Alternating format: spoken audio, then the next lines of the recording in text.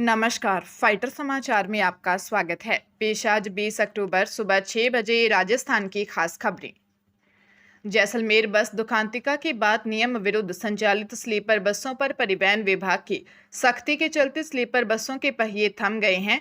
जयपुर से चलने वाली करीब 1000 बसों में से लगभग 500 बसों का संचालन कार्रवाई के डर से बंद हो गया है।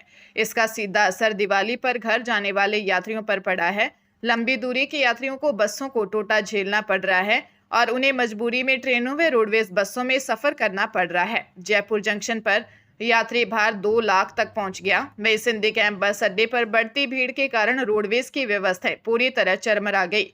दिवाली पर रोडवेज बसें 100% यात्री भार के साथ चल रही हैं, लेकिन बसों की संख्या कम पड़ रही है। हालांकि रोडवेज का दावा है कि त्योहारी सीजन में अतिरिक्त बसें लगाई गई हैं। परिवहन विभाग की सख्ती पूरे प्रदेश में जारी है।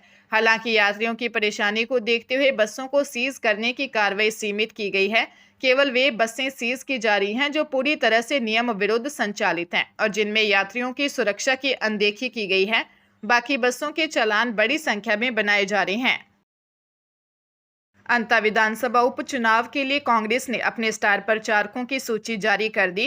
पार्टी के राष्ट्रीय संगठन महामंत्री केसी वेणुगोपाल ने 40 सदस्यीय सूची जारी की है, जिसमें प्रदेश के दिग्गज नेताओं से लेकर विधायकों और सांसदों तक को शामिल किया गया है। बता दें कि सूची में प्रदेश प्रभारी सुखजिंदर सिंह रंधावा, पीसीसी अध्यक्ष गोविंद सिंह डोटासरा, नेता प्रतिपक्ष टीकाराम जूली, पूर्व मुख्यमंत्री अशोक गहलोत और सचिन पायलट जैसे बड़े नाम शामिल हैं। इसके अलावा राष्ट्रीय महासचिव जितेंद्र सिंह, सह प्रभारी ऋतिक मकवाना, पूर्व विधानसभा अध्यक्ष सीपी जोशी, विधायक हरीश चौधरी, राष्ट्रीय प्रवक्ता मोहन प्रकाश, राष्ट्रीय सचिव धीरज गुर्जर, दानिश अबरार और दिव्या मदेरणा को भी स्टार प्रचारक बनाया गया है।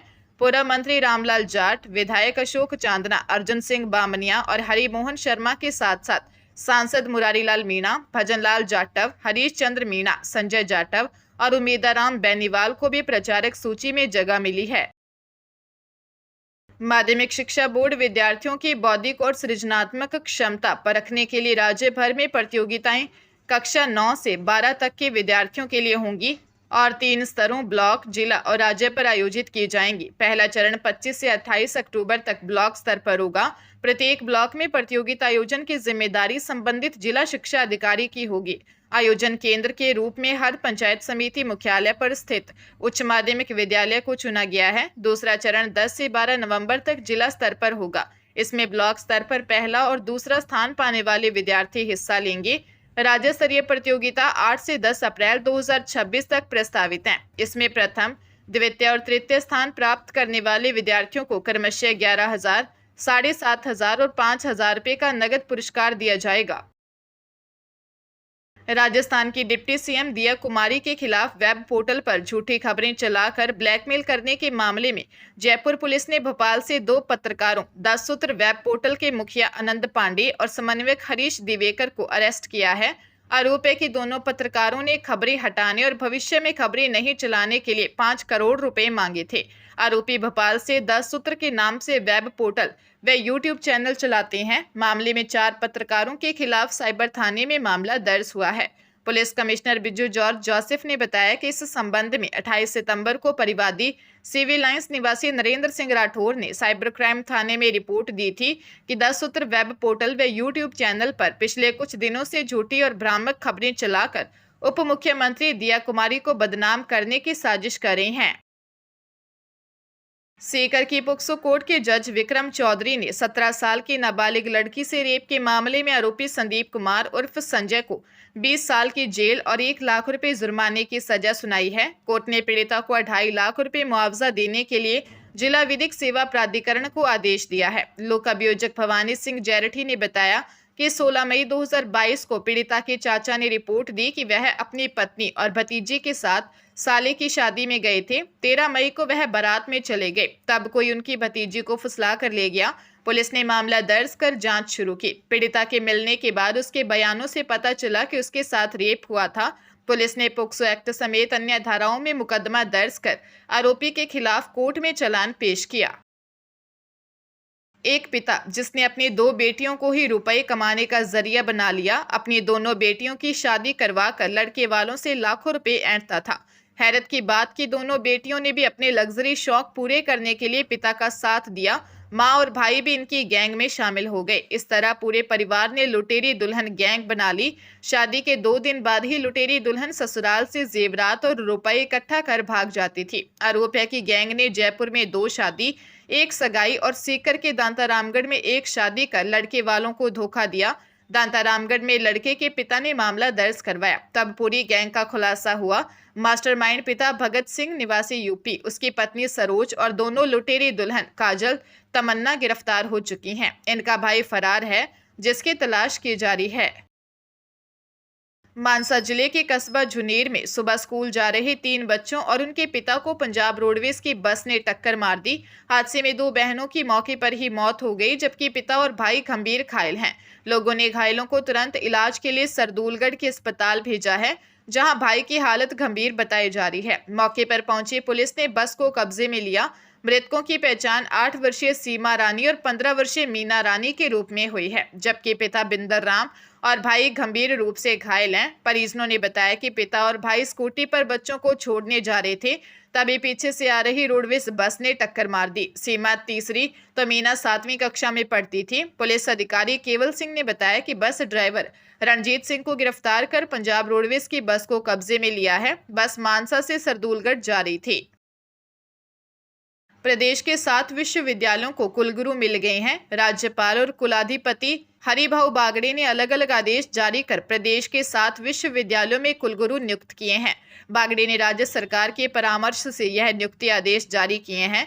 राज्यपाल ने कृषि विश्वविद्यालय कोटा में डॉक्टर बिमला डुंकवाल, कृषि विश्वविद्यालय जोधपुर में डॉक्टर वीरेंद्र सिंह जतावत, श्री करण नरेंद्र कृषि विश्वविद्यालय जौबनेर में प्रोफेसर पुष्पेंद्र सिंह चौहान, महाराणा प्रताप कृषि एवं प्रौद्योगिकी विश्वविद्यालय उदयपुर में डॉक्टर प्रताप सिंह, जय नारायण व्यास विश्वविद्यालय जोधपुर में प्रोफेसर पवन कुमार शर्मा को कुलगुरु नियुक्त किया है।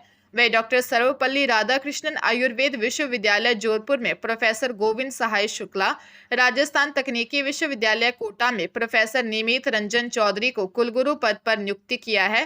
राज्यपाल और कुलाधिपति ने इन पदों पर यह नियुक्ति कुलगुरु का कार्यभार संभालने की तिथि से 3 वर्ष या संबंधित कुलगुरु की 70 वर्ष की आयु प्राप्त करने तक इनमें से जो भी पहले हो के लिए की है।